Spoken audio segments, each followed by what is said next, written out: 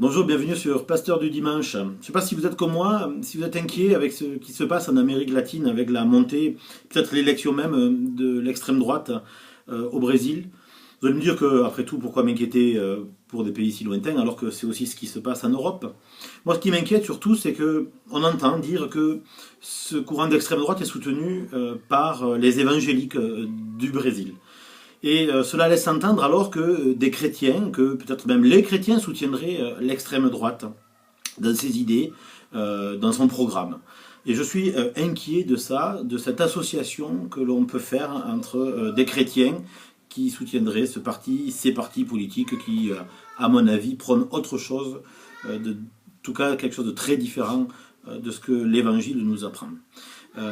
J'en suis inquiet, mais peut-être aussi c'est parce qu'il y a cette forme de christianisme un peu exclusif qui considère qu'il n'y a qu'en étant chrétien d'une certaine manière que nous sommes dans la vérité, considérant alors que tous les autres sont dans l'erreur et que donc tout ce qui est étranger, étranger à notre foi et bien souvent hélas étranger à notre pays, serait un danger.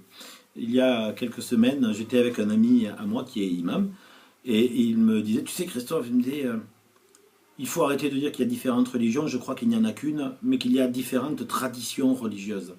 Et dans la parole de cet imam, il y avait quelque chose qui a résonné en moi, en me disant, mais il a raison, il n'y a qu'une seule religion, parce qu'en fait, il n'y a qu'un seul Père. Il n'y a qu'un seul Père et différentes manières bien, de servir ce Père, d'aimer ce Père. Jésus-Christ nous en montre une voie, à mon avis, une voie qui est pour moi la vérité, ma vérité. C'est la voie que j'ai envie de suivre, celle de l'Évangile qui me conduit au Père. Et Jésus d'ailleurs dans l'Évangile le disait, il y a dans la maison de mon Père plusieurs demeures. Et pourquoi alors ne pas considérer la foi, peu importe d'ailleurs dans quelle religion elle s'exprime, mais considérer la foi comme peut-être la porte d'entrée de la maison du Père. Et chacun y arrive et rentre dans une pièce différente, chacun arrive dans une demeure différente, mais qui est dans la même maison.